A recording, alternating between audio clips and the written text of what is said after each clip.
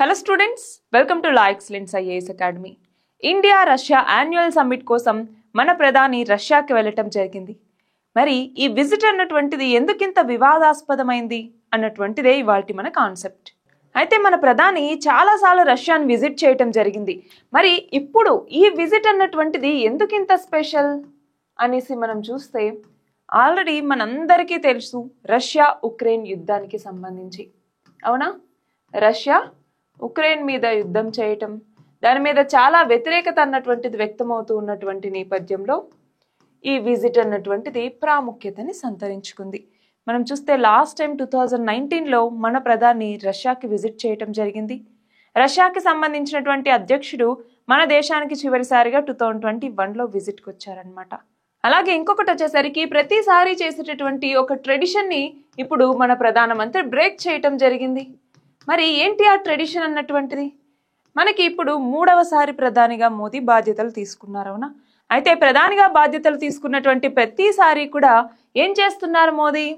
మనకి neighbourhood first policy అన్నటువంటిది ఉంది. అవునా? Neighbourhood first policy. మరి ఇందులో భాగంగా ఏంటి అంటే ఎన్నికైనటువంటి ప్రతిసారి కూడా మన పక్కన ఉన్నటువంటి అంటే మన నేబర్ దేశానికి బయోలేటరల్ రిలేషన్షిప్లో ఉన్నటువంటి దేశానికి విజిట్ చేయటం అన్నటువంటిది ఆనవాయితీ. ఫర్ ఎగ్జాంపుల్ ఒకసారేమో నేపాల్కి వెళ్తే ఇంకొకసారేమో శ్రీలంక, మాల్దీవ్స్ ఇలా వెళ్ళటం జరిగింది. మరి ఇప్పుడు ఏమైంది అంటే రష్యాకి ఫస్ట్ టైం బయోలేటరల్ విజిట్కి వెళ్ళారు.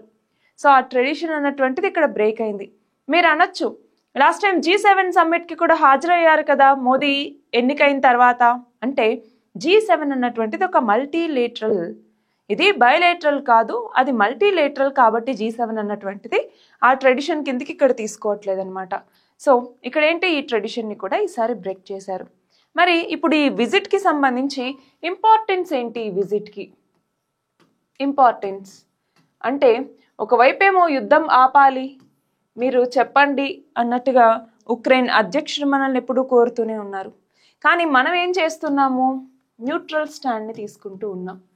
న్యూట్రల్ స్టాండ్ అంటే ఏంటి? రష్యాకి నువ్వు యుద్ధం ఆపేయి అని చెప్పట్లేదు, అలా అని చెప్పేసి యుద్ధం కొనసాగించు అన్నట్టుగా కూడా చెప్పట్లేదు. యుద్ధం అనేది అవసరమా అన్నట్టుగా, యుద్ధం ఆపితేనే బాగుంటుంది, యుద్ధం చేస్తే ఏమి రాదు అన్నట్టుగా మనం నీతి సూత్రాలు చెప్తున్నాం అనుకోవచ్చు సింపుల్గా చెప్పాలి అంటే. సో న్యూట్రల్ స్టాండ్ని తీసుకుంటోంది మన భారతదేశం. అంతేకాదు ఇప్పుడు ఏమైంది, ఈ విజిట్ అన్నటువంటి చేసినప్పుడు మోదీ రష్యన్ ప్రెసిడెంట్ అయినటువంటి వ్లాదిమిర్ పుతిన్ని హక్ చేసుకోవటం, దాని మీద వ్లాదిమిర్ జెలెన్స్కీ అంటే ఉక్రెయిన్ అధ్యక్షుడు తీవ్రంగా స్పందించటం. అంటే ఇండియా అన్నటువంటిది ప్రపంచంలో లార్జెస్ట్ డెమోక్రసీ కదా, మరి అలాంటి లార్జెస్ట్ డెమోక్రటిక్ కంట్రీకి ఒక ప్రైమ్ మినిస్టర్గా ఉండి ఇంకొక దేశం వార్ చేస్తున్నటువంటి ఒక ఏమనాలో ఒక మనసు లేనటువంటి ఒక పర్సన్ని హక్ చేసుకున్నారన్నట్టుగా క్రిటిసిజం అనమాట జెలెన్స్కీ చేయటం జరిగింది. సో ఈ నేపథ్యంలో కూడా ఇదొకటి మనం చూసుకోవాలి. అలాగే డిఫెన్స్కి సంబంధించి వివిధ సెక్టార్స్ అని చెప్పొచ్చు, నాట్ ఓన్లీ డిఫెన్స్, వివిధ సెక్టార్స్కి సంబంధించి కూడా రెండు దేశాల మధ్య చర్చలు అన్నటువంటివి జరిగాయి. అయితే ఇక్కడ ఇంకొక ఇంపార్టెంట్ ఏంటి అంటే ఉక్రెయిన్ వార్ అంటే రష్యా ఉక్రెయిన్ వార్ ఏదైతే ఉందో అందులో రష్యా తరపున పాల్గొనేటటువంటి మన ఇండియన్స్ ఎవరైతే ఉన్నారో వాళ్ళని వెనక్కి పిలిపించేయాలి వీలైనంతగా. అంటే ఈ వార్ ఏదైతే జరుగుతుందో అందులో ఉండేటటువంటి సోల్జర్స్లో ఇండియన్స్ ఉండకుండా వాళ్ళని వెనక్కి పిలిపించేయటం అనమాట. సో ఇండియన్ సోల్జర్స్ని వెనక్కి తీసుకురావటం జరుగుతుంది. అంతేకాదు ఆల్రెడీ ఎవరైతే ఈ యుద్ధంలో ఇండియన్ సోల్జర్స్ తమ యొక్క ప్రాణాలని కోల్పోయారో అలాంటి వాళ్ళ పిల్లలకి కాంపెన్సేటరీ సిటిజన్షిప్ని రష్యా ఇచ్చేందుకు ఆమోదించింది కూడా. సో డైరెక్ట్గా మన పిఎం వెళ్ళి ఇదిగో మా సోల్జర్స్ ఈ ఉక్రెయిన్కి అగెనిస్ట్గా ఉండే వార్లో పార్టిసిపేట్ చేయకూడదు అన్న తర్వాత దాన్ని కొద్ది వారాల్లోనే వాళ్ళందరినీ కూడా వెనక్కి పిలిపించబోతూ ఉన్నారు. అలాగే రెండు దేశాలకి సంబంధించి బయోలేటరల్ ట్రేడ్ అన్నటువంటిది జరుగుతుంది కదా. ట్రేడ్కి సంబంధించి ఆ బయోలేటరల్ ట్రేడ్లో కూడా లోకల్ కరెన్సీ అంటే ఏంటి, మన భారతదేశం అయితే మన కరెన్సీ, అలాగే రష్యా అయితే కనుక రష్యా కరెన్సీ, అలా లోకల్ కరెన్సీని ట్రేడ్కి ఉపయోగించుకోవటం మరింత ఎన్హాన్స్ చేసుకోవాలి అన్నటువంటిది ఒక లక్ష్యం. అలాగే ఇంతకు ముందు ఉన్నటువంటి కన్వెన్షనల్ రూట్స్ కాకుండా ఇప్పుడు ఫర్ ఎగ్జాంపుల్ చెన్నై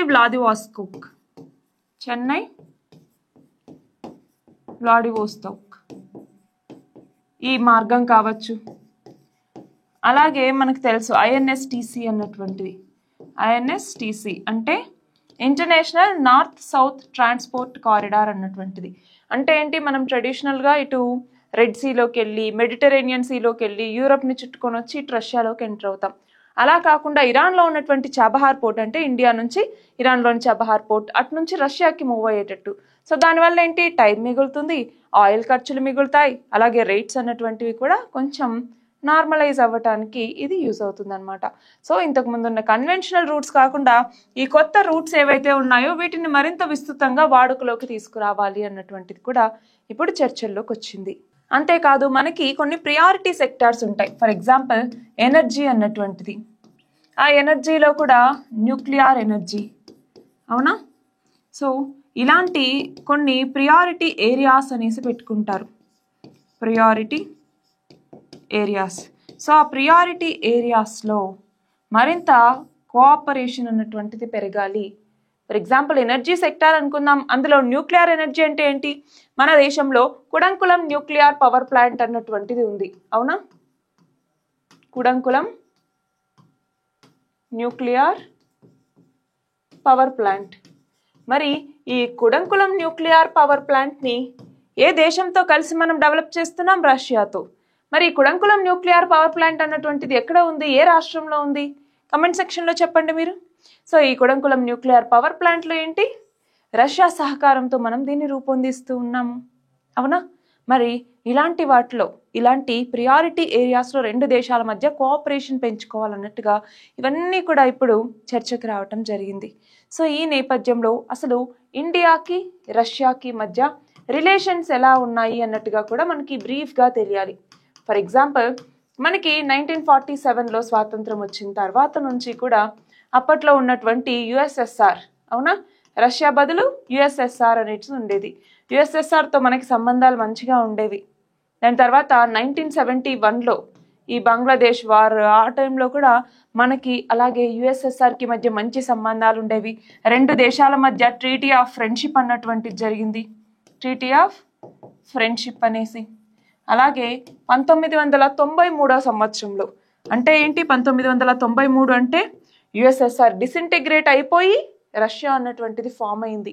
మరి ఆ టైంలో మళ్ళీ ఈ ట్రీటీ ఆఫ్ ఫ్రెండ్షిప్ని new treaty of friendship and cooperation అన్నటువంటి పేరుకి మార్చి రెండు దేశాలు కూడా కోఆపరేషన్ని అందించుకుంటూ వచ్చాయి. అంతేకాదు రెండు దేశాలు కూడా 2000వ సంవత్సరంలో స్ట్రాటజిక్ పార్ట్నర్షిప్ వైపుగా మూవ్ అయ్యాయన్నమాట. స్ట్రాటజిక్ పార్ట్నర్షిప్ అంటే వ్యూహాత్మక భాగస్వామ్యం అనేసి పిలుస్తాం. సో స్ట్రాటజిక్ పార్ట్నర్షిప్ వైపుగా వెళ్ళాయి. అది 2014వ సంవత్సరం వచ్చేసరికి ఈ స్ట్రాటజిక్ పార్ట్నర్షిప్ కూడా స్పెషల్ స్ట్రాటజిక్ పార్ట్నర్షిప్గా మారిందనమాట, స్పెషల్ స్ట్రాటజిక్ పార్ట్నర్షిప్ అనేసి. సో ఇలాగా రెండు దేశాల మధ్య బంధాలు అన్నటువంటివి బలపడుతూనే ఉన్నాయి, సెక్టార్ వైజ్గా తీసుకున్నా కూడా. ఫర్ ఎగ్జాంపుల్ బైలేటరల్ రిలేషన్స్ అన్నటువంటివి ఎలా ఉన్నాయి అన్నట్టుగా మనం చూడాలనుకున్నాం అనుకో. ఫర్ ఎగ్జాంపుల్ బ్రిక్స్లో రెండు దేశాలు భాగస్వాములుగా ఉన్నాయి, ఎస్సీఓలో రెండు దేశాలు భాగస్వాములుగా ఉన్నాయి. అలాగే ఇండియా మిలిటరీ హార్డ్వేర్ ఇంపోర్ట్స్ ఏవైతే ఉన్నాయో వాటిలో 68% రష్యా నుంచే ఉన్నాయి.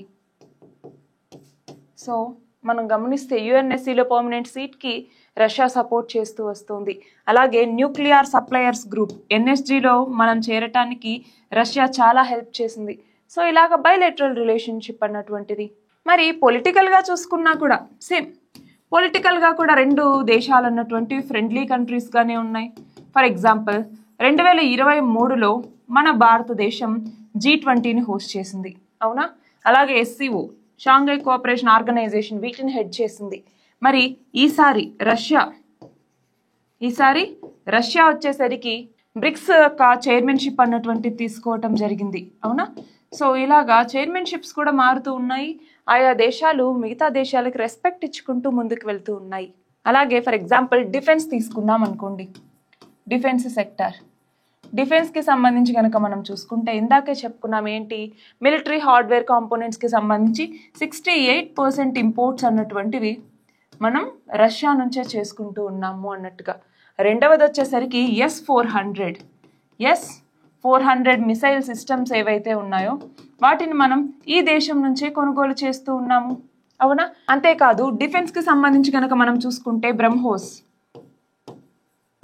బ్రహ్మోస్ మిసైల్ సిస్టమ్ అన్నటువంటిది 2 దేశాల కోఆపరేషన్తోనే జరుగుతుంది, అవునా? అలాగే ఐఎన్ఎస్ విక్రమాదిత్య. ఇక్కడ ఐఎన్ఎస్ విక్రమాదిత్య అనే కాదు, మనకి సంబంధించి కన్వెన్షనల్ సబ్మెరైన్స్ ఉంటాయి చూసారా, కన్వెన్షనల్ సబ్మెరైన్స్. ఆ కన్వెన్షనల్ సబ్మెరైన్స్ని క్రియేట్ చేయటంలో భాగంగా మన భారతదేశం ఎంతో హెల్ప్ని తీసుకుంది రష్యా నుంచి. అంతేకాదు మన దగ్గర ఉండే కన్వెన్షనల్ సబ్మెరైన్స్లో 70% రష్యా లేదా యుఎస్ఎస్ఆర్ నుంచి తీసుకున్నటువంటివే మనము. అట్లానే ట్రేడ్కి సంబంధించి తీసుకున్నాం అనుకోండి, 2 దేశాల మధ్య బైలేటరల్ ట్రేడ్ అన్నటువంటిది ఎంతో బాగా జరుగుతుంది. ఫర్ ఎగ్జాంపుల్ ఆయిల్కి సంబంధించి ఆయిల్ ఇంపోర్ట్స్ అన్నటువంటివి మనం ఎంతో చేసుకుంటూ ఉన్నాం రష్యా నుంచి. ఎస్పెషల్లీ ఈ రష్యా ఉక్రెయిన్ వార్ స్టార్ట్ అయిన తర్వాత చాలా ఆయిల్ ఇంపోర్ట్స్ని చేసుకున్నాం మనము. అంతేకాదు 2 దేశాలకి మధ్య ట్రేడ్ కనుక మనం చూసుకుంటే ఇప్పుడు మనము ట్రేడ్ డెఫిసిట్లో ఉన్నాం ఆ దేశంతో. ట్రేడ్ డెఫిసిట్ అంటే ఏంటి, ఇంపోర్ట్స్ అన్నటువంటివి, ఒక దేశం యొక్క ఇంపోర్ట్స్ అన్నటువంటివి ఎక్స్పోర్ట్స్ కన్నా ఎక్కువగా ఉంటే అప్పుడు ట్రేడ్ డెఫిసిట్ అంటాం. అదే ఎక్స్పోర్ట్స్ అన్నటువంటి ఇంపోర్ట్స్ కన్నా ఎక్కువగా ఉంటే ట్రేడ్ సర్ప్లస్ అంటాం. సో ఇప్పుడు మనం ట్రేడ్ డెఫిసిట్ లో ఉన్నాము రష్యాతో. అంతేకాదు మనం చూస్తే వార్కి ముందర మనం ఏమనుకున్నాము, 2025 కల్లా బైలేటరల్ ట్రేడ్ అన్నటువంటిది $30 బిలియన్ చేరాలి అన్నట్టుగా లక్ష్యంగా పెట్టుకుంటే ఓన్లీ 2023-24లోనే వార్ ఈ కారణాల వల్ల మనం చూడొచ్చు దాదాపు $56 బిలియన్ ట్రేడ్ అన్నటువంటిది మనకి జరిగింది. ఏంటి, రష్యా మీద వివిధ దేశాలు ఆంక్షలు విధించడం, దాంతో రష్యా తక్కువ ప్రైస్కి ఆయిల్ని మనకి ఎక్స్పోర్ట్ చేయటం, సో మనం ఇంపోర్ట్ చేసుకొని మనం దాన్ని శుద్ధి చేసి వేరే దేశాలకి మనము ఎక్స్పోర్ట్ అన్నటువంటి చేయటం, ఇవన్నీ జరిగాయన్నమాట. సో ఈ నేపథ్యంలో మన యొక్క బైలేటరల్ ట్రేడ్ అన్నటువంటిది గణనీయంగా పెరిగింది. అట్లానే ఎనర్జీకి సంబంధించి కూడా చూసుకుంటే ఒకటి ఆయిల్ ఇంపోర్ట్స్ అన్నటువంటిది ఎనర్జీ కిందికి వస్తుంది. అలాగే కుడంకులం న్యూక్లియర్ పవర్ ప్లాంట్ అన్నటువంటిది ఎనర్జీ కిందికి వస్తుంది. సో ఇవన్నీ మనకు తెలుసు. ఫర్ ఎగ్జాంపుల్ స్పేస్ తీసుకోండి.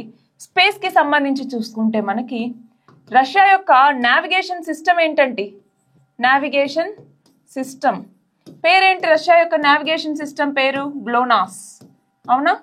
ఈ గ్లోనాస్ నావిగేషన్ సిస్టమ్ ని మన కష్టకాలంలో రష్యా ఉపయోగించింది అనమాట. For example remote sensing purposes కి కావచ్చు, వివిధ రకాల సొసైటల్ అప్లికేషన్స్ కి కూడా ఈ గ్లోనాస్ నావిగేషన్ సిస్టమ్ ని మనకి చాలా వరకు హెల్ప్ చేసింది. అంతేకాదు మన భారతదేశం యొక్క first human space flight program ఏంటి, గగన్యాన్, అవునా?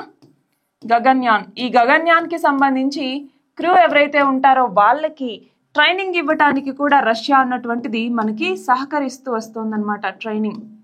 సో ఇలాగ 2 దేశాల మధ్య అన్ని సెక్టార్స్లోనూ మంచిగా కోఆపరేషన్ అన్నటువంటిది ఉంది. కానీ ఆ దేశంతో మనకి కొన్ని ఛాలెంజెస్ కూడా ఉన్నాయి. ఎలాంటి ఛాలెంజెస్ అంటే, ఫర్ ఎగ్జాంపుల్ ఛాలెంజెస్ అన్నాం. సో ఎలాంటి ఛాలెంజెస్, ఒకటి మనము ఇటు అమెరికా కావచ్చు, నేటోకి సంబంధించిన దేశాలు కావచ్చు, వీటితో చాలా ఫ్రెండ్షిప్ని మెయింటైన్ చేస్తున్నాం. మరి ఆ దేశాలకి రష్యాకి మనకి మధ్య ఒక బ్యాలెన్స్ అన్నటువంటిది ఉండాలి. అంటే ఇండియా 2 దేశాలని కూడా బ్యాలెన్స్ చేస్తూ రావాలి. సో ఆ బ్యాలెన్స్ అన్నటువంటిది చాలా ఇంపార్టెంట్. దాన్ని క్రియేట్ చేయటంలో అప్పుడప్పుడు ఇబ్బందులు అన్నటువంటివి ఎదుర్కొంటూనే ఉంటున్నాం మనం. అలానే ఇందాక చెప్పుకున్నాం ట్రేడ్ అన్నటువంటిది మనం చాలా ట్రేడ్ డెఫిసిట్ని ఎదుర్కొంటూ ఉన్నాం అనేసి. సో బ్యాలెన్స్ ఆఫ్ ట్రేడ్కి సంబంధించి కూడా మనం చూసుకోవాల్సి ఉంది. రష్యా ఉక్రెయిన్ వార్కి సంబంధించి ఇటు ఉక్రెయిన్ ఏమో రష్యాని యుద్ధం ఆపండి అనేసి మీరు చెప్పండి అనేసి అంటోంది. మరి మనమేమో డైరెక్ట్గా యుద్ధం ఆపేసేయి నువ్వు అన్నట్టుగా చెప్పకపోయినా కూడా యుద్ధం ఆపితే బాగుంటుంది, యుద్ధం చేస్తే ఏం రాదు అన్నట్టుగా చెప్తున్నాం. సో ఒక మీడియేటర్ లాగా కూడా ఇప్పుడు మన భారతదేశం అన్నటువంటిది వ్యవహరిస్తూ వస్తుంది. దానివల్ల కూడా అంటే మన భారతదేశం ఏమనుకుంటుంది, ఒక న్యూట్రల్ స్టాండ్ అన్నటువంటిది ఉండాలి అన్నట్టుగా మన భారతదేశం అనుకుంటుంది. బట్ దాంట్లో కూడా కొన్ని ఫ్లక్చుయేషన్స్ అన్నటువంటివి వస్తూనే ఉన్నాయి. అంతేకాదు ఈ వార్, రష్యా ఉక్రెయిన్ వార్ని డైరెక్ట్గా మనము అపోజ్ చేయకపోయినా కూడా, అంటే రష్యా ఉక్రెయిన్ మీద వార్ చేయడాన్ని డైరెక్ట్ గా అపోజ్ చేయకపోయినా కూడా మనం ఏం చేస్తూ ఉన్నాము, యుఎన్ఎస్సిలో ఓటింగ్ ఏదైతే జరుగుతుందో ఆ ఓటింగ్ ని స్కిప్ చేస్తూ ఉన్నాము. సో దాని ద్వారా న్యూట్రాలిటీని మెయింటైన్ చేయాలి అనేసి అనుకుంటున్నాం. సో వీటన్నిటి వల్ల కూడా కొన్ని ఇష్యూస్ అన్నటువంటి వస్తున్నాయి. కానీ ఏదేమైనా కూడా ఇందాక అనుకున్నాం, వివిధ రకాల సెక్టార్స్ లో మన భారతదేశానికి అలాగే రష్యాకి మధ్య చాలా మంచి బంధాలు అన్నటువంటి ఉన్నాయి అనేసి. మరి ఆ నేపథ్యంలో రెండు దేశాలకి కూడా కామన్ స్ట్రాటజీస్ అనేవి ఉన్నాయి కాబట్టి ఆ స్ట్రాటజిక్ ఇంపార్టెన్స్ అన్నటువంటిది ఉంది. సో ఆ స్ట్రాటజిక్ ఇంపార్టెన్స్ ని కాపాడుకుంటూ రావాలి. అంతేకాదు, ఇప్పుడు యుఎన్ఎస్సిలో పర్మనెంట్ సీట్ కావాలి అన్నా కూడా రష్యా యొక్క సపోర్ట్ అన్నటువంటిది మనకు అవసరం. అట్లానే మనము ఇండియన్ ఓషన్ రీజియన్ లో చైనా యొక్క ప్రాబల్యాన్ని తగ్గించడానికి, అంటే కౌంటర్ చేయాలి చైనాని అనుకున్నా కూడా మనకి రష్యా అన్నటువంటిది చాలా చాలా ఇంపార్టెంట్. ఫర్ ఎగ్జాంపుల్, ఇప్పుడు మన భారతదేశం కొంచెం యుఎస్ఏ ఇటువైపు మూవ్ అయినప్పుడు ఏమవుతోంది, ఆ గ్యాప్ ఏదైతే ఉందో ఇండియాకి రష్యాకి మధ్య, ఆ టైంలో రష్యా చైనాకి దగ్గర అవుతూ వస్తోంది. సో అదొక కన్సర్న్ కూడా ఉంది. సో స్ట్రాటజిక్ గా మనకి రష్యా అన్నటువంటిది చాలా ఇంపార్టెంట్ కాబట్టి ఈ నేపథ్యంలో ఆల్రెడీ ఉన్నటువంటి ఛాలెంజెస్ మనకి తెలుసు. సో ఆ ఛాలెంజెస్ ని ఎదుర్కొంటూ రెండు దేశాల మధ్య బంధాన్ని మరింత బలోపేతం చేసుకోవటానికి కూడా ఈ సమ్మిట్ అన్నటువంటిది ఉపయోగపడుతుంది. సో ఇది ఇవాల్టి మన article. All the very best and thank you very much.